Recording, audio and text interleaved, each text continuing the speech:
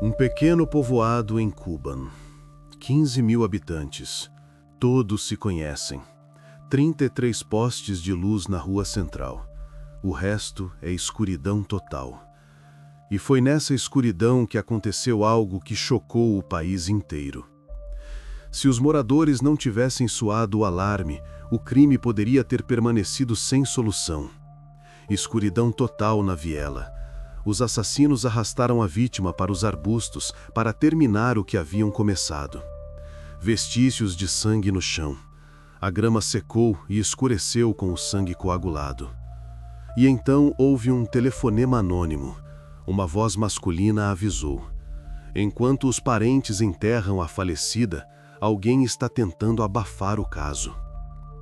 Esta tragédia destruiu a vida de uma família inteira e chocou todos que souberam os detalhes. 5 filhos ficaram sem mãe, e cada um deles ficou com uma pergunta presa na cabeça para sempre: o que realmente aconteceu com a mãe? O caso de Natalia Dmitrieva é mais do que uma crônica policial. É uma história de horror, de silenciamento e de um sistema que só despertou quando a sociedade não o deixou mais dormir. Uma tentativa de entender a cadeia de eventos que levou à terrível tragédia em Kuban. A resposta às principais perguntas: como algo assim pôde acontecer e por que a investigação local não se apressou em assumir o caso? Por que razão, após este assassinato, mais de 30 policiais foram demitidos do serviço? O corpo da mulher, desfigurado a ponto de ser irreconhecível, chocou até mesmo os policiais experientes que já tinham visto muito em suas vidas. Aqueles que chegaram primeiro ao local, depois não conseguiam falar sobre isso por semanas. Olhar desviado, cigarro em mãos trêmulas, longo silêncio. Mas a investigação não começou imediatamente, só depois que a brutal agressão contra Natalia causou ampla repercussão pública. Psibai, uma pequena aldeia no território de Krasnodar, que um dia planejaram transformar em um assentamento de tipo urbano. Uma aldeia comum, não um lugar remoto. Cerca de 15 mil habitantes. Longe da cidade, é claro. Aqui, todos se conhecem de vista. O centro é definido pelos postes de luz, um trecho de 200 metros da rua onde as lâmpadas acendem. No total, 33 luminárias na estrada principal, mais 14 espalhadas por outras áreas. Durante o dia, é uma aldeia comum. Crianças brincam nos quintais, avós nos bancos, carros passam ocasionalmente, levantando poeira. Mas ao anoitecer, tudo muda. O sol se põe e a maior parte de Psibai mergulha na escuridão. Não na penumbra, quando os olhos se acostumam e se começa a distinguir silhuetas. Na escuridão real e densa, quando a 1 metro de distância não se vê nada. As outras ruas, com a chegada da noite, mergulham na escuridão absoluta, literalmente. Os moradores há muito se acostumaram. Depois das 9 da noite, apenas aqueles que conhecem bem o caminho andam por essas ruas. Aqueles que se lembram de cada buraco, de cada curva. Assim, era também na viela onde o corpo mutilado de Natalia foi encontrado. À meia-noite de 13 de maio de 2018, Natalia Dmitrieva, uma mãe de 40 anos com muitos filhos, voltava para casa após se encontrar com a amiga Vera no café local Ivushka. Uma noite comum. As mulheres sentaram, conversaram. Natalia estava de bom humor. Raramente conseguia sair de casa, distrair-se da rotina. Câmeras de vigilância registraram. 2 adolescentes a seguiam. Primeiro a uma pequena distância, depois mais perto. A mulher não chegou à sua casa. A distância do café até sua casa, menos de 1 quilômetro, 5 minutos a passo tranquilo. Natalia ia sozinha, na escuridão, uma estrada familiar, percorrida centenas de vezes. Os sapatos batiam no asfalto. Ela não olhou para trás. Para quê? Psibai é um lugar tranquilo, onde todos se conhecem. O que exatamente aconteceu entre a vítima e os adolescentes na viela escura, a princípio ninguém sabia. Mas para ela, tudo terminou em um verdadeiro pesadelo. O que os criminosos fizeram com o corpo lembra um enredo de filme de terror. De acordo com os dados iniciais, Natália foi atingida na cabeça por uma pedra por trás. O golpe foi inesperado. A mulher caiu. Depois, pior, estupro. Boca e orelhas dilaceradas, crânio esmagado, batiam com pedras repetidamente. Em seguida, os sádicos extraíram os órgãos internos da mulher. Fizeram isso conscientemente, metodicamente. A morte foi agonizante e terrível. Os gritos da infeliz foram ouvidos pelos vizinhos por 20 minutos. 20 minutos. Isso é muito tempo se imaginarmos. Nesse tempo, poderia-se ter chamado ajuda, saído correndo, gritado de volta, qualquer coisa. Mas ninguém se atreveu a sair. Um dos vizinhos lembra. Ouvia-se uma voz masculina que repetia vida ou. A segunda palavra não foi possível distinguir. O vizinho parou à janela. Escutava. Escuridão atrás do vidro. Vozes em algum lugar lá fora. E a mulher gritava distintamente. Não, não.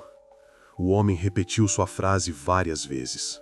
Depois, ouviram-se estertores, como se ele estivesse sufocando a vítima. O vizinho ficou parado por mais um pouco, depois entrou em casa. As mãos tremiam quando ele discava o número da polícia. A polícia, claro, foi chamada.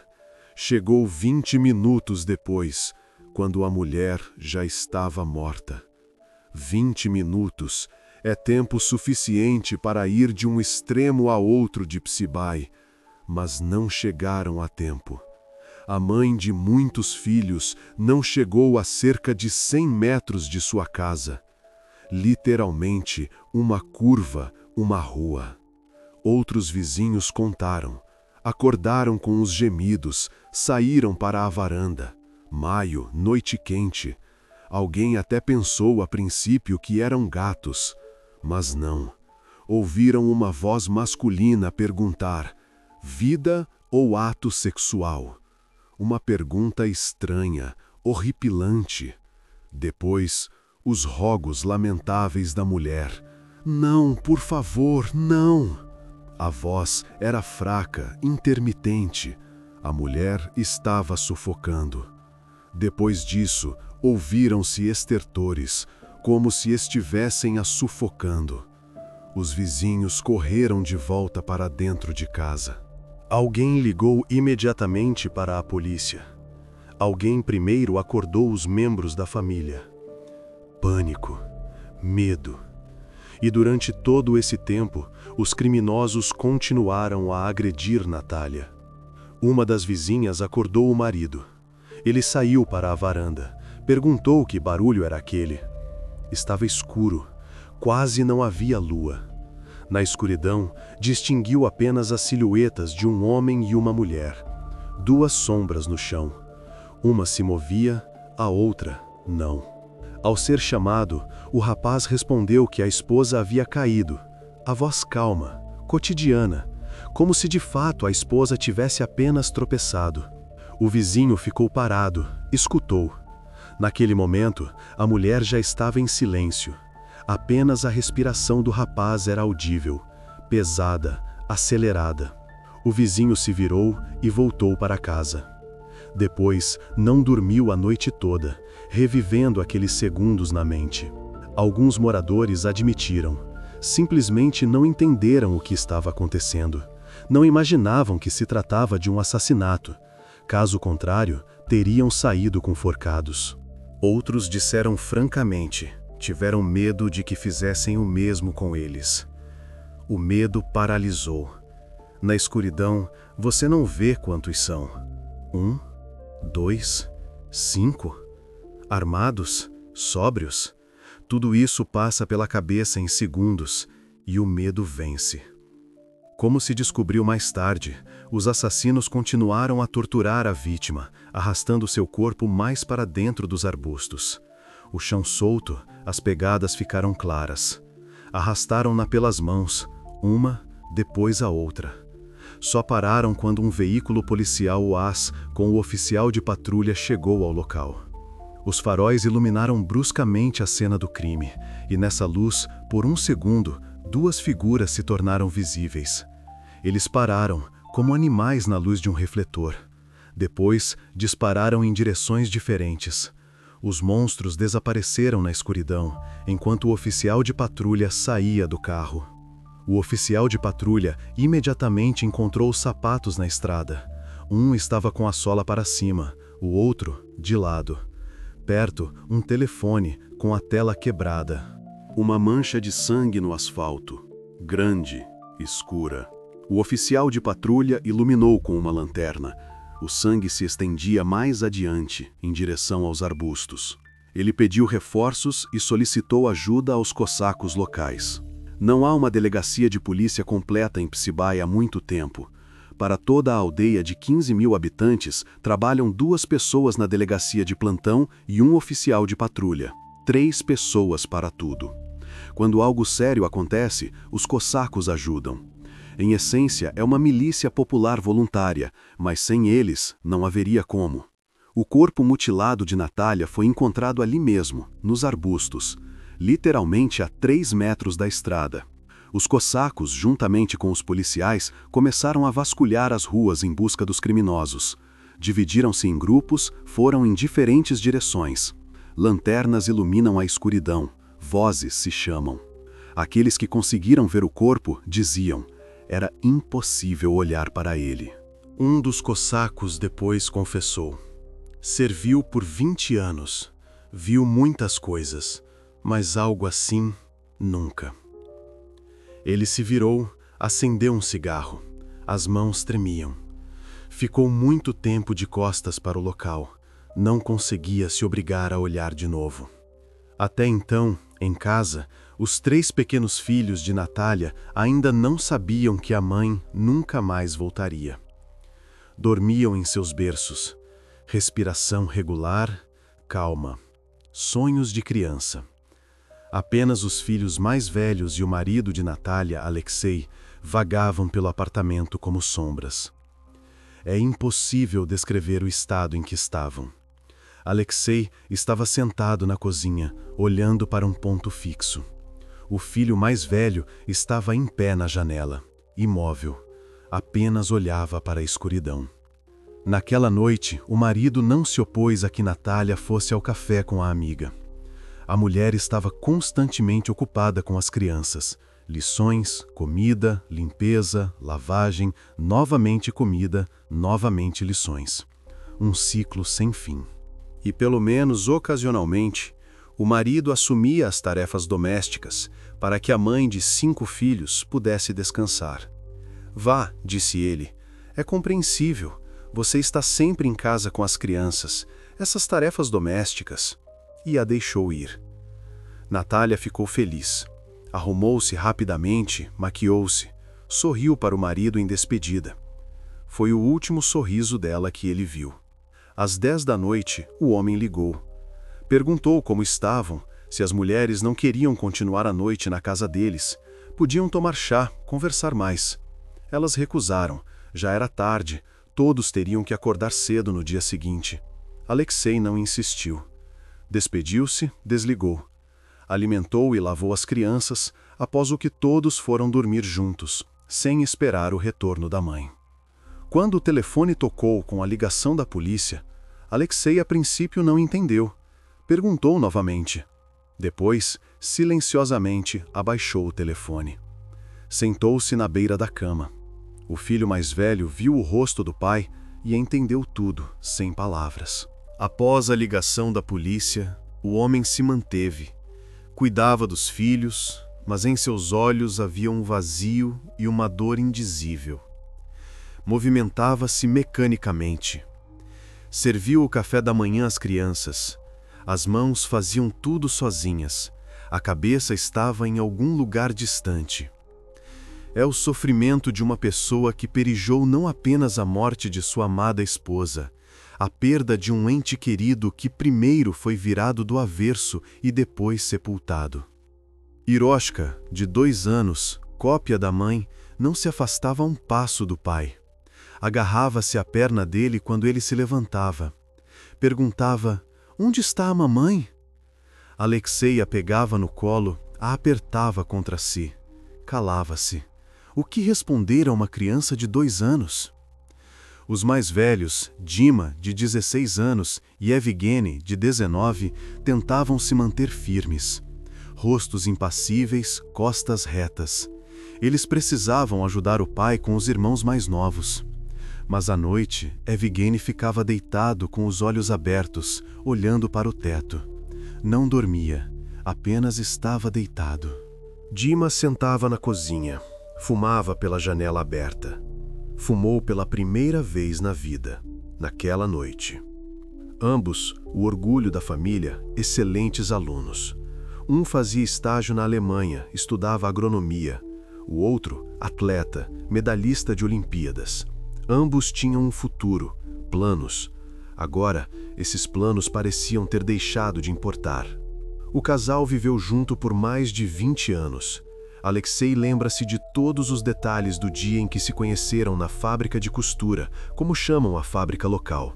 Natália trabalhava como costureira, ele no armazém. Ele a viu durante o intervalo do almoço. Ela estava sentada à janela, comendo uma maçã. O sol incidia sobre os cabelos dela. Ele se aproximou, começou a conversar. Ela sorriu. E foi isso. Começou. 1 ano depois, o primeiro filho nasceu na família. Pequeno, vermelho, chorando. Alexei o pegou nos braços pela primeira vez e percebeu que agora tudo havia mudado. Depois, mais 3 meninos, um após o outro. A casa se transformou numa colmeia barulhenta. E 2 anos antes da tragédia, Natália deu à luz a tão esperada filha. Alexei chorou de felicidade ao saber que era uma menina. Depois de 4 rapazes, uma menina. A mulher sempre cuidava de si mesma. Após 5 partos, manteve a forma. Exercitava-se em casa enquanto as crianças dormiam. Mesmo em casa, ela sempre tinha o cabelo arrumado, lembram as amigas. Podia passar o dia todo de avental, mas o penteado estava sempre impecável. Ela era uma faz-tudo.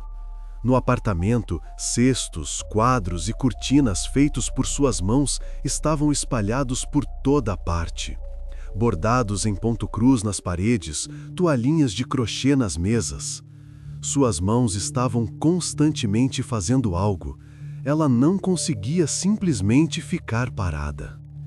A noite fatídica.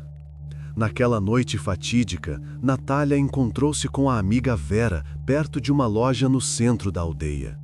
Eram cerca de 8 horas. Ainda estava claro, as pessoas passeavam. As mulheres se abraçaram e foram dar uma volta. Falaram sobre os filhos, sobre os maridos, sobre planos. Uma conversa comum entre amigas que não se viam há muito tempo. As conhecidas dirigiram-se ao infeliz Ivushka, sentaram-se a uma mesa. Lá dentro estava abafado, a música tocava. Na rua, perto do café, havia mais 2 mesas.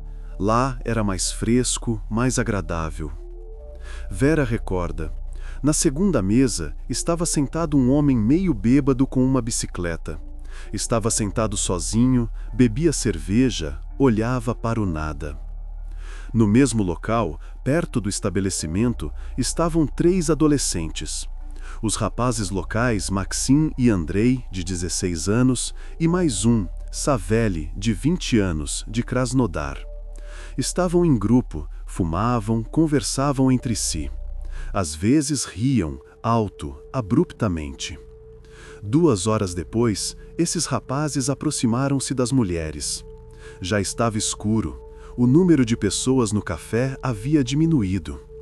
Natália conhecia 2 deles desde a infância. Um de seus filhos estudava com eles. Os rapazes também sabiam a quem se juntavam. Não havia problemas. As mulheres não discutiram com os adolescentes, mantiveram distância. e usavam a forma de tratamento formal, vocês. Os rapazes bebiam vodka, a garrafa estava sobre a mesa, bem à vista. As mulheres, cerveja, leve, um pouco. Vera também conhecia um dos suspeitos, Andrei, de 16 anos. O rapaz era amigo da sua filha, um bom rapaz, aparentemente, educado. Estudava normalmente, não causava problemas.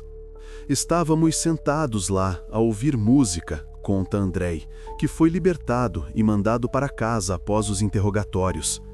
Ele está sentado na cozinha, apertando nas mãos um copo com água. Fala baixo, devagar.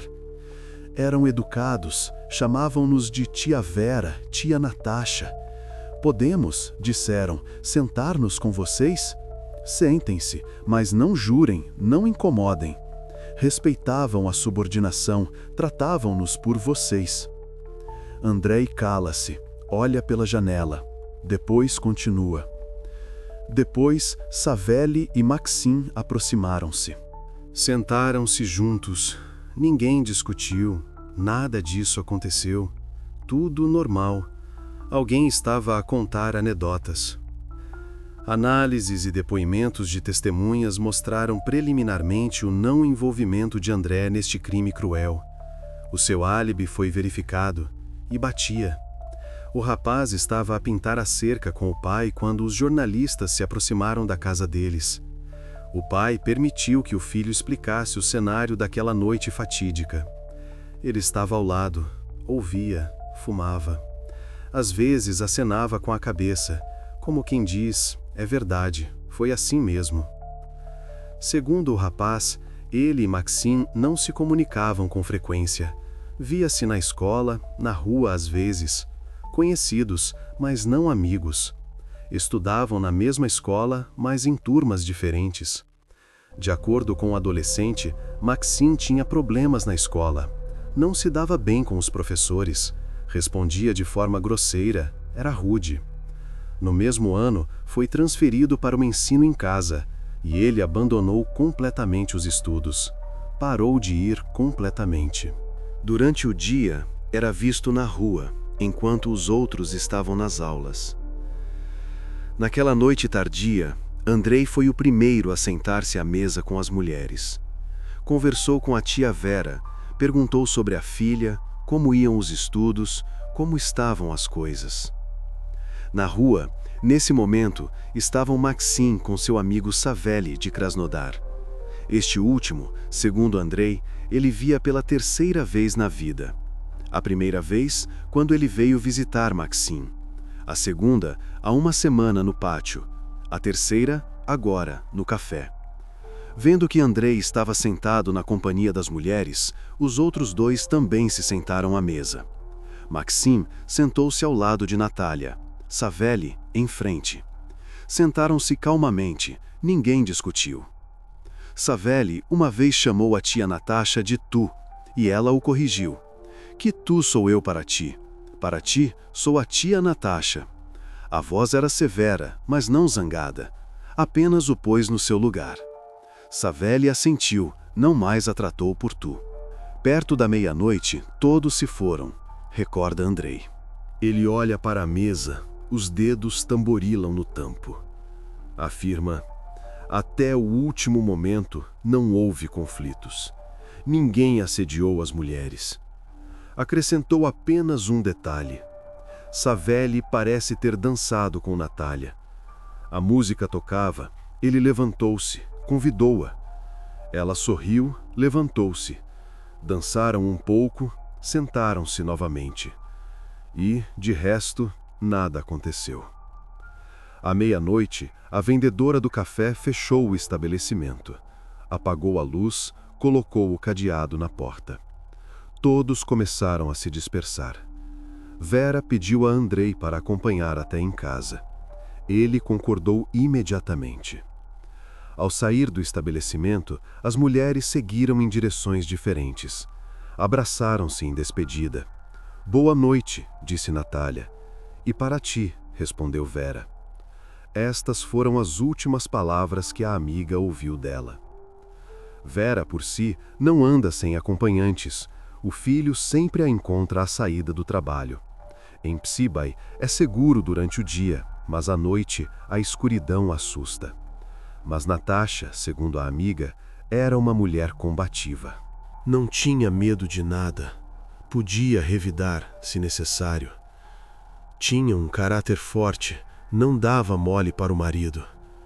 Se algo estivesse errado, dizia imediatamente. Podia tanto repreender quanto pôr no seu lugar. As câmeras de videovigilância do café registraram. Vera, com o Andrei, de 16 anos, foram para a esquerda, em direção ao centro. E Natália para a direita, por uma viela escura. A sua silhueta é visível nas imagens por mais alguns segundos. Depois, dissolve-se na escuridão. Detenção. Savely, de 20 anos, amigo de Maxim, foi detido primeiro, perto do local do crime, literalmente a 200 metros. Estava sentado no meio-fio, balançando de um lado para o outro. Roupa ensanguentada, as mãos também. Os cossacos viram-no, cercaram-no. Parem! Savely nem tentou fugir. Olhou para eles com um olhar turvo. Levantou lentamente as mãos. O detido explicou. Ele não era da região. Bebeu, perdeu-se, começou a vaguear. A voz calma, as palavras claras. Não parecia muito bêbado. Falava de forma coerente, estava de pé firmemente, mas estava todo ensanguentado. Isso era um fato. O marido de Natália também foi levado imediatamente para interrogatório. Procedimento padrão. Primeiro verificam os familiares próximos. Os investigadores, como de costume, verificaram em primeiro lugar o envolvimento do cônjuge no assassinato brutal. E, como de costume, de forma muito cínica, não explicaram nada, apenas disseram: "Tu a mataste brutalmente, a desfiguraste, tiraste as entranhas para fora."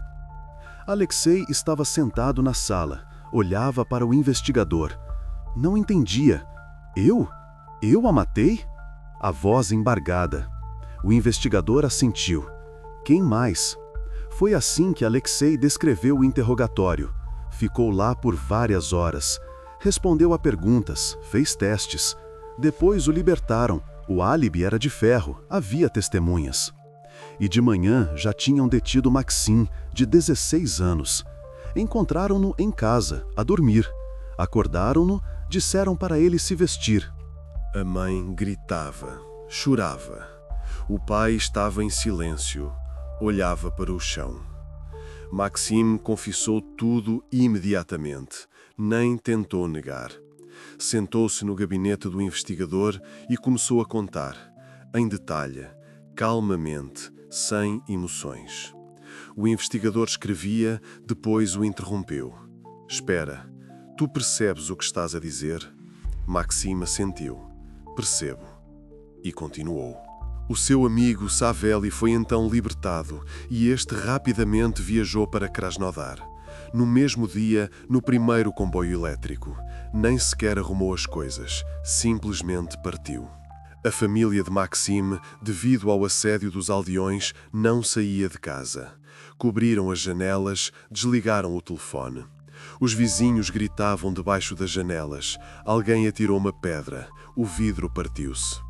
O irmão mais novo de Maxim foi espancado a caminho da escola. 3 rapazes o alcançaram, derrubaram e chutaram. Isto é por Natasha, disseram e foram-se embora. O rapaz chegou em casa todo machucado, a camisa rasgada. A mãe viu e desmaiou. Não tentamos subornar ninguém. Tudo isso é mentira.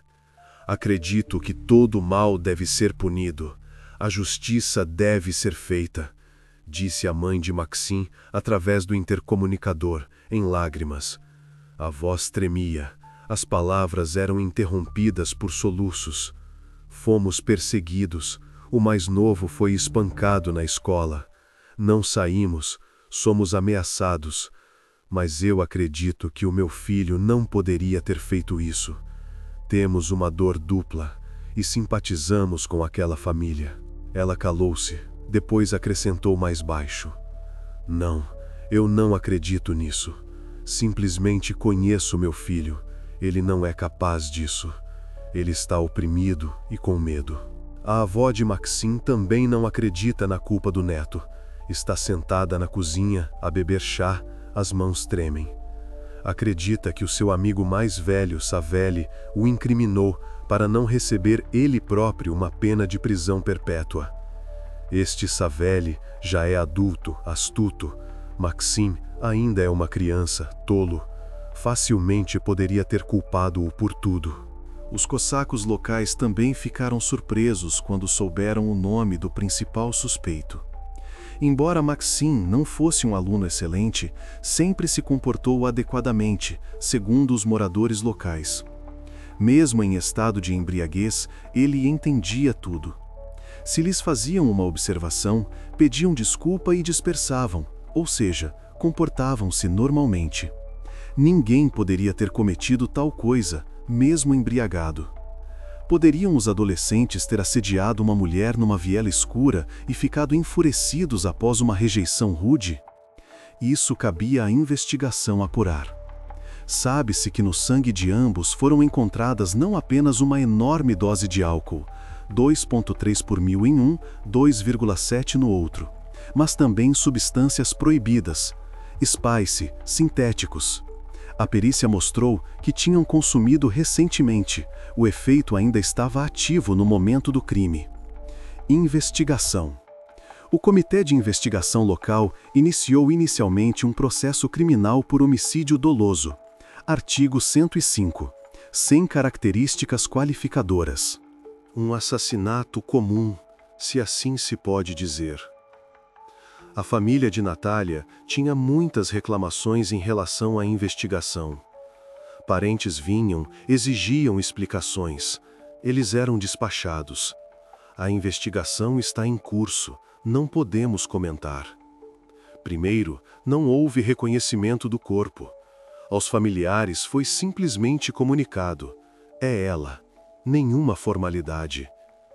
Em segundo lugar, a família da vítima dirigiu-se à investigação com a pergunta: por que o segundo adolescente foi liberado sem que lhe fossem colhidas amostras? Savelli partiu para Krasnodar limpo, sem perícias, sem nada. Como assim? Não havia fundamentos, responderam na investigação. Por que o caso não foi qualificado sob um artigo mais grave, homicídio com especial crueldade? Artigo 105, parte 2, a linha D, é prisão perpétua para um adulto. Mas não, apenas 105. Além disso, a investigação silenciou sobre a profanação. Nos primeiros relatórios escreveram: assassinato, ponto final. Sobre o estupro, sobre os órgãos extraídos, nenhuma palavra. Da parte da mãe do cônjuge da falecida, um dos culpados, Maxim, queriam declará-lo imediatamente como inimputável e rapidamente interná-lo num hospital psiquiátrico. Não num centro de detenção provisória, nem para um julgamento, mas diretamente para um hospital psiquiátrico, para tratamento compulsório. E pronto, o caso estaria encerrado.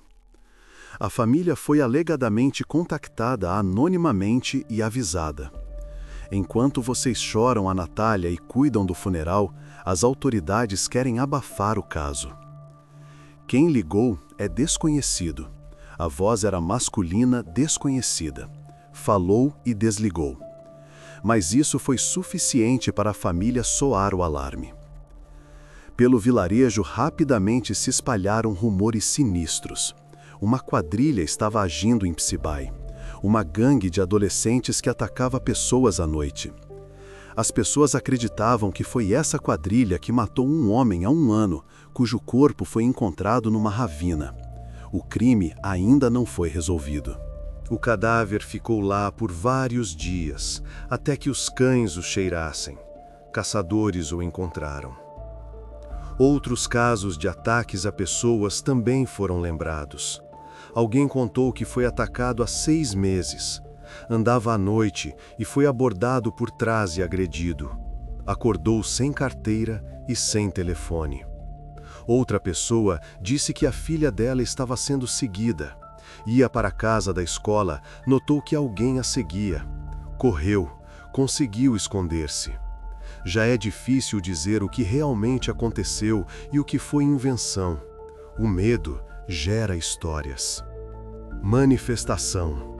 Apenas um dia após a detenção do adolescente, uma enorme multidão, residentes não só de Psibai, mas também de povoados vizinhos, saiu em manifestação. A praça em frente ao antigo cinema. Várias centenas de pessoas.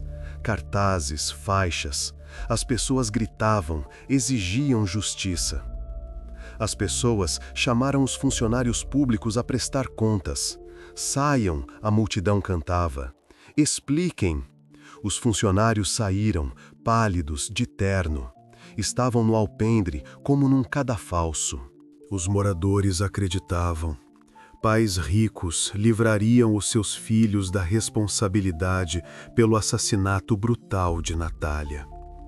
Num pequeno povoado, todos sabem quem é quem. Diziam que o pai de Maxim era o chefe dos guardas florestais da região, conhecido por alegadamente resolver problemas pela força e suborno. Ele tem contatos, gritava alguém na multidão. Ele vai comprar a todos. Os líderes do distrito e do povoado, investigadores, procuradores, estavam no alpendre do antigo cinema e coraram por muito tempo, respondendo pelos erros dos anos passados. As pessoas reclamaram durante 3 horas sobre a investigação parcial, o tratamento grosseiro das autoridades e a falta de uma esquadra de polícia adequada. Uma mulher adiantou-se, falou ao megafone. Há 1 mês procurei a polícia por causa de um roubo. Sabem o que me disseram? A culpa é sua, devia ter guardado melhor. É assim que a nossa polícia funciona. A multidão agitou-se. Outra pessoa gritou. E quando meu filho bebeu demais, eles não o levaram para casa, mas para a esquadra.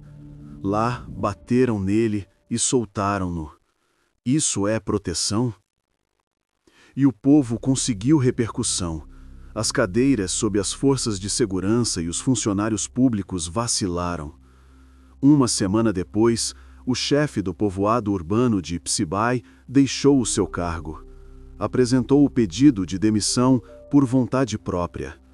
Todos entendiam que a vontade não era assim tão própria. Não temos isso no nosso território. Esse fato não é confirmado por nós, justificou-se um dos funcionários. O suor escorria pelo rosto, um lenço amassado na mão, a voz tremia. A multidão assobiava, gritava. As suas palavras foram afogadas no alarido. Às vezes, é realmente muito importante contar sobre esses casos, e é importante que a sociedade não os ignore. Para ser justo, vale a pena notar, nem todos os rumores tinham fundamento. O pai do detido Maxim não era um magnata. Trabalhava como gerente num complexo de processamento de madeira. Salário médio, apartamento comum. A família vivia nem pobre nem rica. Carro velho, móveis simples. Nenhuma ligação especial.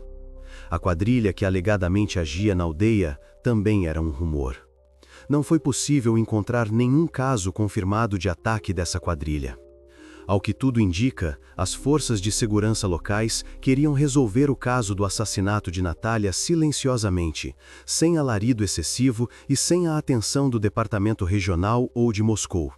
Assim, poderiam manter os seus cargos e evitar uma purga. Instaurar um processo por uma acusação leve, encerrá-lo rapidamente, apresentar um relatório. Tudo sob controle, tudo em ordem.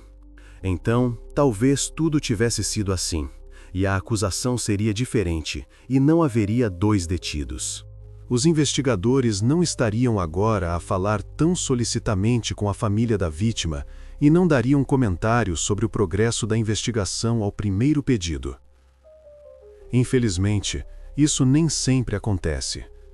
Nesta história, graças ao povo, o mecanismo acabou por ser acionado. O processo criminal foi assumido sob controle especial pela sede nacional do Comitê de Investigação da Rússia, SKR, e pelo seu chefe, Alexander Bastrikin. Uma equipe de investigação de Moscou chegou. Detetives experientes, para quem tais casos não são os primeiros. Imediatamente depois disso, o segundo suspeito, Savelli, foi detido em Krasnodar. A equipe tática arrombou a porta e entrou.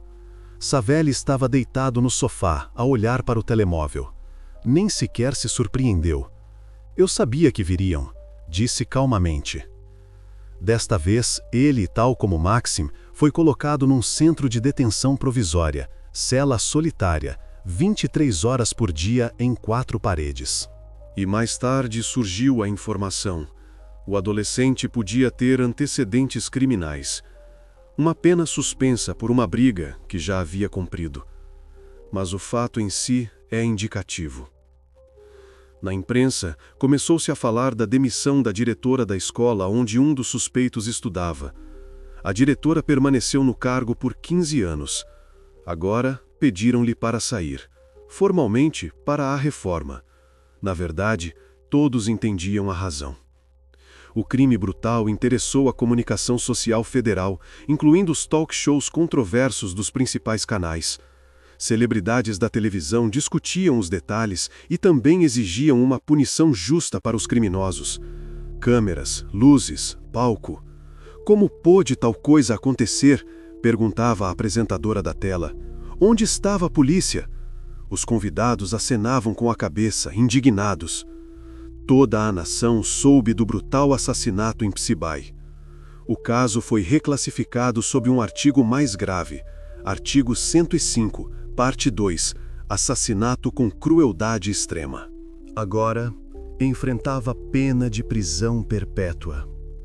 A sua investigação foi assumida por detetives experientes do Departamento Principal de Investigação do SKR em Moscovo. Investigadores experientes que trabalharam nos casos de maior repercussão. Conseguiram obter as gravações das câmeras daquele mesmo café. No entanto, as imagens estavam muito embaçadas. Câmeras antigas, má qualidade. É possível ver as mulheres de pé junto à sua mesa. À volta delas, adolescentes. Natália bate ligeiramente no rosto de um deles. Não com força, mas para afastá-lo. E afasta-se. Quem exatamente é impossível distinguir. Os rostos estão borrados, os contornos indefinidos. Em seguida, vê-se 2 rapazes a irem atrás dela. Primeiro um, alguns segundos depois, o segundo. Andam devagar com as mãos nos bolsos. Os adolescentes foram acusados. O mais velho, Savelli, enfrentava até prisão perpétua. Artigo 105, parte 2, é sério. Maxim, devido à idade, até 10 anos. Menores não recebem prisão perpétua. A questão principal permanecia. Por que teriam assassinado tão brutalmente uma mãe de 5 filhos? Sentença. A sentença no caso do assassinato da mãe de muitas crianças em Psibai foi proferida em outubro de 2019, 9 meses após o início da análise do processo criminal. O tribunal examinou 35 volumes de material e interrogou 60 testemunhas. Cada volume, centenas de páginas. Depoimentos, peritagens, fotografias. O juiz leu tudo em sequência, devagar, minuciosamente. O procurador contou. Quando Natália voltava para casa, jovens abordaram-na e ofereceram-se para acompanhá-la. Ela concordou, eram conhecidos, locais. Eles foram com ela, mas pelo caminho apanharam pedras. Estavam na berma da estrada, caulhazos. Pegaram-nas, esconderam-nas atrás das costas. E desferiram-lhe 19 golpes na cabeça. 19. O perito depois mostrou num manequim. Aqui um golpe, aqui e aqui. O crânio inteiro em fissuras. Natália, sangrando abundantemente, implorava para que a deixassem em paz, Mas eles continuaram a bater no seu rosto, transformando-o numa massa irreconhecível. O rosto deixou de ser um rosto. Um olho saiu da órbita, o nariz partido em 3 lugares. Enquanto Natália tentava respirar pelo nariz partido, o sangue gorgolejava na garganta, estertores. Eles procederam à profanação do corpo. Um deles tirou uma faca, dobrável, de campismo, abriu-a, olhou para a lâmina e fez algo indescritível. No final, os órgãos internos foram revolvidos, alguns até extraídos para fora. Estômago, intestinos, jaziam na relva ao lado. Os peritos depois recolheram tudo, colocando de volta para a autópsia. Os familiares de Natália Dmitrieva enterraram-na com o caixão aberto, apesar da proibição. No necrotério, pediram para fechar. Parecia terrível demais. Mas a família insistiu. Queriam mostrar o que os monstros lhe fizeram, que todos vejam. Quase todos os moradores do povoado compareceram ao funeral. A fila estendia-se por centenas de metros. As pessoas estavam em silêncio, a chorar. Ninguém falava, apenas estavam de pé. Cada um dos criminosos tentou minimizar o seu papel na execução do massacre brutal. Foi ele, Maxim apontava para Savely. Não, foi ele, respondia Savely. Ambos disseram que acompanharam a mulher para casa, mas alegadamente não haviam cometido todas as ações que lhes eram imputadas. Eu apenas ia ao lado, disse Maxim. Sentado na jaula, olhava para baixo. Eu não a bati, eu apenas estava parado. E a faca? Perguntou o procurador. Pausa. A faca estava com ele. Savely abanou a cabeça. Mentira. A faca estava com ele. Eu estava a detê-lo. No final, nenhum dos dois admitiu a culpa. Portanto, durante o julgamento, todas as informações obtidas na fase de investigação preliminar foram minuciosamente investigadas. Foi um caso difícil, inclusive do ponto de vista moral. Os advogados disseram depois: algo assim é inesquecível. Aparece em pesadelos à noite. Ambos os réus se comportaram com calma, mas mantiveram-se firmes em suas posições. Sentaram-se nas gaiolas, olhando para a frente. Rostos impassíveis, olhares vazios. Os adolescentes não revelaram a razão pela qual agiram com tanta crueldade com a Natália, de 40 anos. Perguntados, silenciaram. Por que vocês fizeram isso? Não sei. O que vocês sentiram? Nada. Eles não se arrependeram de absolutamente nada. Não havia em seus rostos qualquer indício de que se reconhecessem como criminosos. Maxim bocejou uma vez durante a sessão.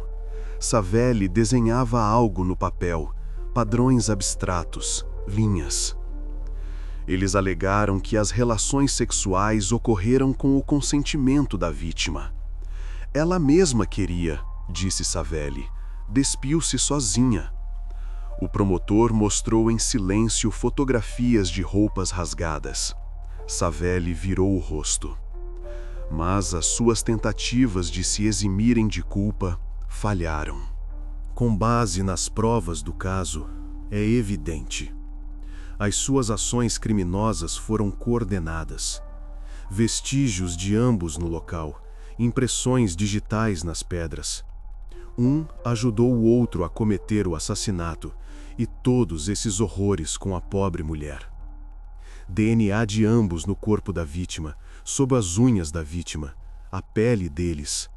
Ela resistiu, arranhou, tentou lutar. A mãe de Maxim disse que defenderia o filho até o fim. Sentou-se em todas as sessões, chorava. Este não é o meu menino, ele foi incriminado. E o pai cortou logo, que cumpra a pena completa. Veio a uma sessão, olhou para o filho. O filho baixou os olhos. O pai virou-se e foi embora. Nunca mais apareceu. Era claro que não haveria vida para a família na aldeia. Então, eles se mudaram imediatamente para Norilsk. Venderam o apartamento por uma ninharia, arrumaram as coisas. Partiram à noite para que ninguém os visse. Durante a investigação, descobriu-se talvez o assassinato pudesse ter sido evitado se a funcionária da OMVD tivesse cumprido devidamente suas funções. Um mês antes do crime, Maxim participou do roubo de pertences, juntamente com outros adolescentes de um morador local. Invadiram o barracão, levaram ferramentas e equipamentos. A vítima procurou a polícia, fez uma queixa, mas a funcionária da OMVD insistiu para que ele retirasse as acusações contra os jovens ladrões. Ora essa, são apenas crianças, devolvam os objetos e vocês se resolverão. O homem não queria, mas foi persuadido, mais precisamente, forçado. Em 7 de maio de 2018, 5 dias antes do assassinato, ela emitiu uma recusa para iniciar um processo criminal. Assinou o documento, carimbou. Se o caso tivesse sido aberto, Maxim estaria sob investigação. Não andaria pelas ruas. Não teria ido àquele café. A investigadora que se recusou a abrir o caso foi privada do direito de ocupar cargos nas forças de segurança por 3 anos. Desqualificação. Além disso, após uma verificação do trabalho de garantia da ordem pública, muitos policiais foram demitidos ou se demitiram voluntariamente. O número mencionado era de até 30 pessoas. Houve uma séria limpeza nas fileiras. Também pagaram o preço os policiais comunitários e outros funcionários cujo trabalho visava prevenir tais crimes. O chefe da delegacia de polícia local apresentou um pedido de demissão. O seu adjunto também. Investigadores, inquiridores, cerca de 10 pessoas saíram imediatamente. Alguns foram demitidos compulsoriamente, outros escreveram o próprio pedido de demissão, vendo a situação. O menor Maxim Bondarenko foi sentenciado a 10 anos de privação de liberdade, a pena máxima para um menor sob este artigo. Até os 18 anos, ele cumpriu a pena em uma colônia educacional. As condições lá são mais brandas do que numa prisão para adultos. Estudo, trabalho, regime. Em seguida, foi transferido para uma colônia de regime geral. Lá já é mais rigoroso. Regras de adultos, ordens de adultos. Ao seu cúmplice, Savely Nikiforov, o tribunal aplicou 19 anos de prisão em colônia de regime rigoroso. 19 anos é quase prisão perpétua. Sairá idoso se sair. Aos 39 anos, toda a juventude atrás das grades. Alexei Dmitriev, que perdeu a esposa, considera a sentença demasiado branda. Estava em pé junto ao edifício do tribunal após a leitura da sentença, fumando. Jornalistas se aproximaram, perguntaram o que ele pensava. Ele tragou, soltou a fumaça. É muito pouco. Deveria ter recebido prisão perpétua. Falava de Savely. Insistia na prisão perpétua para o criminoso maior de idade. Atualmente, Alexei cria os filhos sozinho, recebendo apoio da nova esposa. Casou-se 1 ano após a tragédia. Não por felicidade, por necessidade. Os filhos precisavam de uma mãe. A mulher é boa, trata bem as crianças. Mas ela não é Natália. As crianças entendem isso.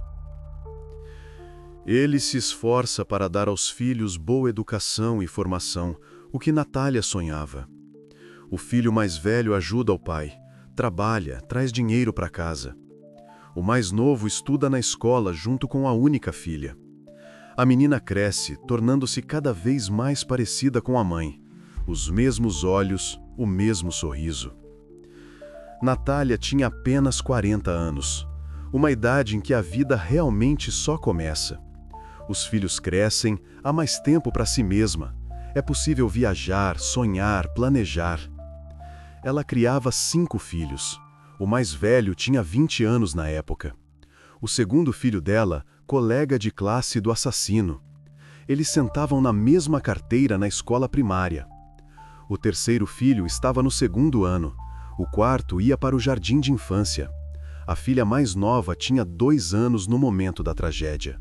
Enquanto os filhos mais velhos tentam superar o horror, vão ao psicólogo, conversam, a menina de 2 anos andava pelos quartos chamando a mãe. Entrava no quarto, olhava para a cama vazia. Mãe? Silêncio.